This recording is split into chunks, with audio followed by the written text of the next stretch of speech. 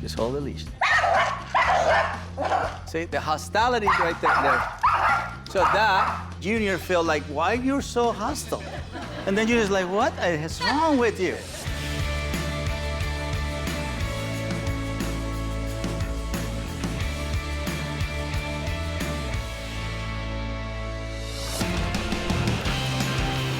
Today, Andre and I are in our Dog Nation capital, Washington, D.C. There it is, the Capitol building. It's huge. Let's do it in Washington. I'm really excited to be here in the National Geographic headquarters.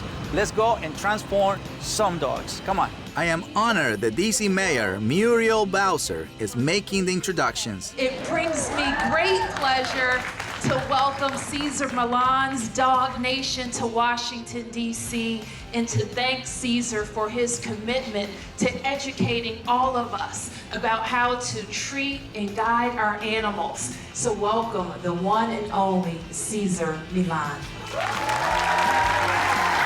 Thank you, Mayor. Thank you. Thank you. All right, so let's bring out Rocky. Oh, look at right. My dad's first challenge is Rocky, a Chihuahua mix whose owner has no idea how to control his reaction to the vacuum cleaner. The first take-home tip is how to keep your dog calm around loud noises. So give us a little feedback about Rocky and the vacuum. Rocky has always had a problem with the vacuum. If he sees the vacuum coming anywhere in his space, then he freaks out. So he chases the vacuum? Yeah. All right, so let's see the vacuum part. How do you do it?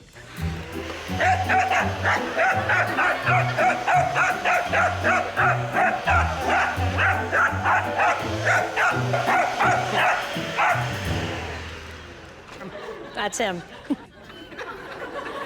Now you see why I have a job. What's going through your mind? I feel like personally that he's protecting me from this. He doesn't know what this Because is. vacuums attack people. Right, that's what he thinks. So now, the same experience, different human, different energy. Now, I'm walking in, because he's excited, so I gotta walk in a little bit more assertive. Before I start, I gotta let him know that that behavior of moving towards the vacuum is not what I want. So I'm not trying to control when he's already going for the vacuum. I'm actually presenting him with the vacuum before the sound. So this is a calm moment. We build here, presentation, imprint, and then we go into presentation first, and then relaxation. So he gets used to the sound before the movement. So my goal is that when he hears the sound, his mind goes to calmness before I bring the excitement.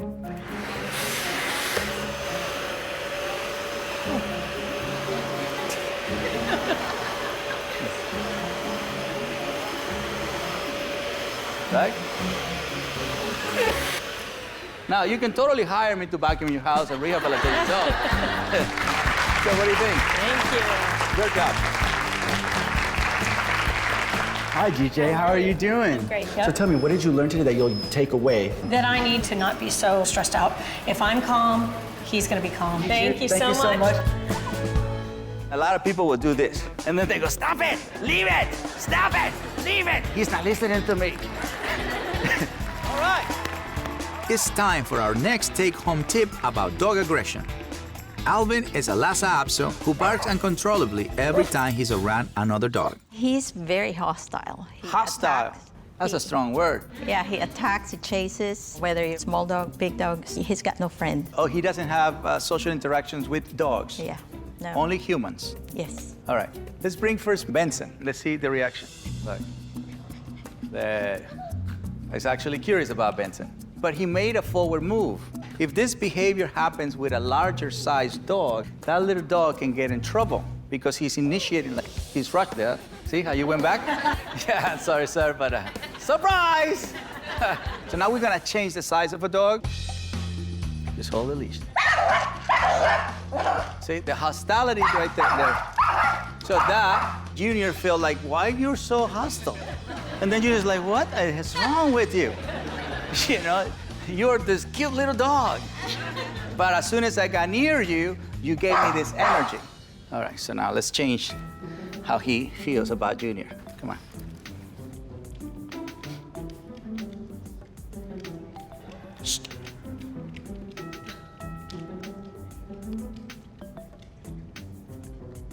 Same dogs, different energy, different outcome. So even though a few seconds ago was a tense moment, a hostile moment, that's not how Junior perceives it.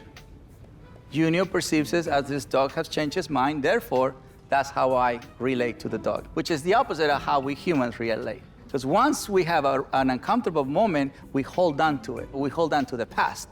They're holding on to the moment. Your turn. Short, not tense. Here. Not tense. Okay. Filipina pride. Okay. Forward.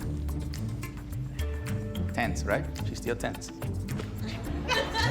In her mind, she's leading, but you see it different because you're outside the bubble. Keep going. So his attention is towards me. Forget about the little dog. So that way, the little dog doesn't feel energy going towards them. It's like when people ignore you, it's easier for you to do it. So now Junior is serving. There we go. Now you're beautiful. Yeah, we forgot about her. It's like, okay. There you go. Beautiful. What do you learn? Not to hold too tight on the leash. right. Just walk casually. That's right. Proud. Proud. Confident. Confident. Feminine. Sexy. All the things that makes you powerful. Are you with me? Yeah. Bye, Alvin. Without a doubt, this is the country. Junior, people get distracted just because you roll over.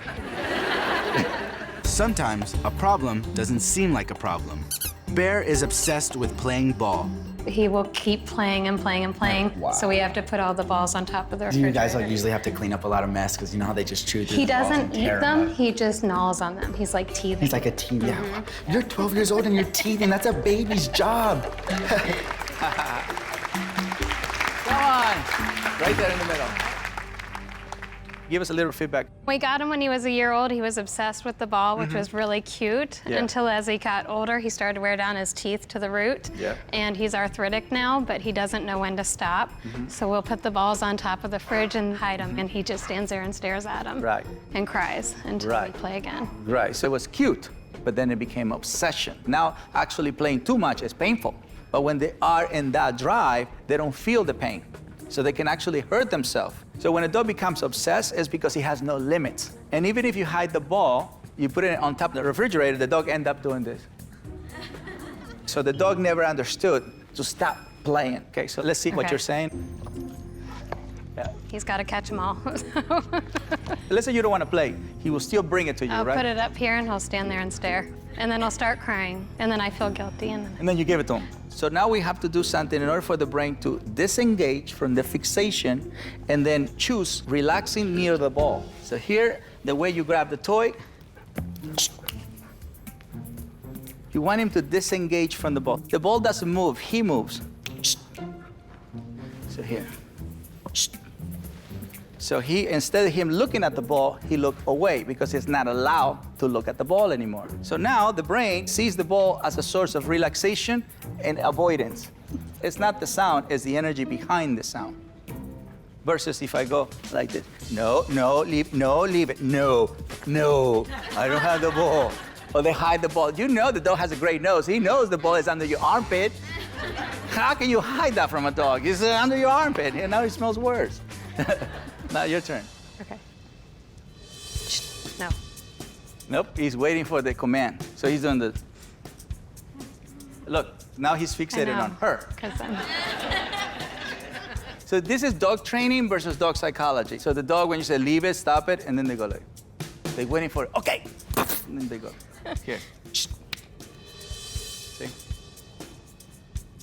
They're reacting to energy, body language. But if your energy is like, no, stay,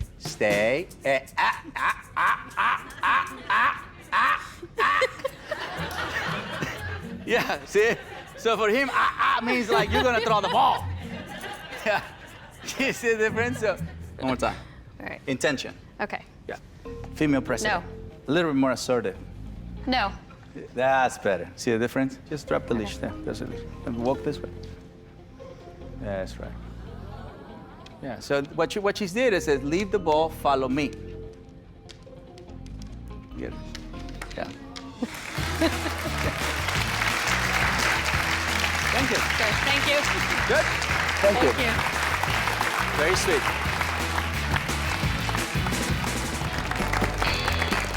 So most people, when they walk in the street, they let the dog be in front. That's what the dog is doing there. Those people end up hurting people.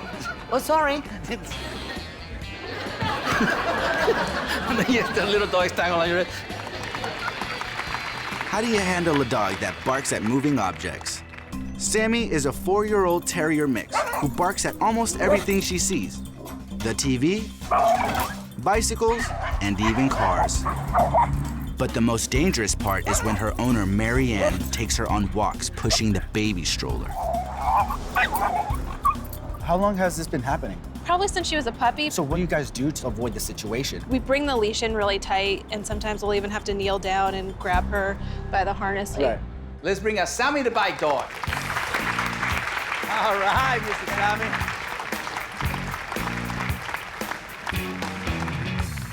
So, Sammy, how does Sammy feel? Nervous. How do you feel, Marianne? I'm good, I'm nervous too. That's right. Good. Good to be honest. So the first thing I teach people is to become aware how they feel and own it. Because that's where the dog is responding from. Okay, people, let's see what happens when we bring out a bike.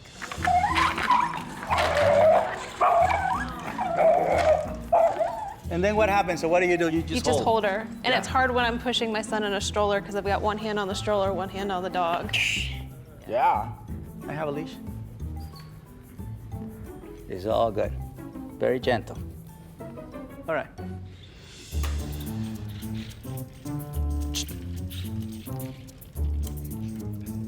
So now you have the stroller here. Now the dog is next to you. Yeah. So I'm regulating. So I'm not allowed the brain to go too much far or too much forward. Just right next to me. Partnership. There you go. Right there. On the stroller. So what are you doing that's the difference? Oh, I have a magic. Obviously, you have the magic touch. You know I'm the dog whisperer, right? I know you are. Plus, I sell these leashes. They're magical. CesarsWay.com. I touched them all. So when you come in, okay, so then the dog is nervous. So I'm lowering the volume of excitement so I can then feed calmness. We want to make sure that when she's doing the stroller, she doesn't do two things. She's only doing one thing, pushing the stroller. Otherwise, you're going to worry the whole entire time. And of course, that is transfers to the baby. Now, your turn. Come on, give me some assertiveness. What do you do for a living anyway? I'm a grants management specialist for the National Cancer Institute. What does that mean? I work for the government. Okay, that means you manage people? No, I give federal money to cancer research. What I'm doing right now is I'm redirecting her from what she normally focuses. Right? So this is an area that she masters, she controls, she's empowered. Right there. There you go. You just did it. And when you start talking about it, your face change. Your body languages change. Because it's an area that you're in control. Good? Thank you so much. Pleasure. Good. Thank you. Michael Garvey is a wounded vet who can only do his stand-up comedy act if his service dog is with him. Hey everybody, this is Liberty. He writes most of my jokes. No, I got him because I was shot twice in Afghanistan, and it turns out that if that happens, occasionally they'll give you a sweet dog instead of proper medical care. Hey, buddy, how you doing? How you doing, Michael? How you doing? Great, nice to meet you. This is Liberty. Hi, Liberty. I have him tell me, well, I was shot twice, and then I also have PTSD. So he is my little buddy for all that. I was shot in Afghanistan in 2011. For a while, I was just happy to be alive and so focused on like the physical injuries that you don't really get the rest of it. And then once everything kind of started to normal out, I was getting extremely irritated and angry, really depressed. And it was kind of spiraling out of control a little bit. How has he helped you, throughout the whole situation of you coming back? Well, like in the military, you have like a battle buddy, Right. like someone who goes everywhere with you. And you come home and it's like a weird transition. So that's what he gives me. He's my friend, he's my battle buddy. He comes with me, he watches my back. Oh, that's awesome. How does Liberty contribute when you go up on stage? I get to play off him. I have a ton of dog material. One time I tied some strings to his legs, like a marionette, thinking that would be cool. But he thought it made him look like a dummy.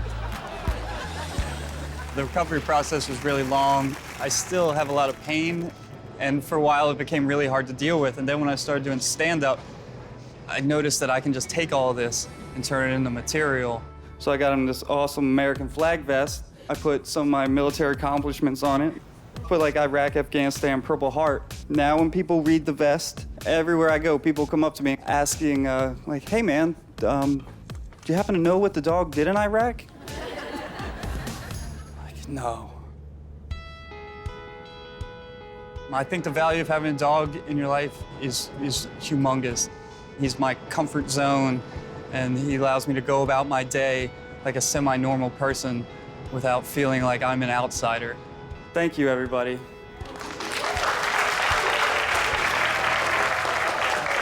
Guys, I hope you enjoyed the video. Make sure you like, subscribe, and comment, and join me on my mission of better humans, better planet.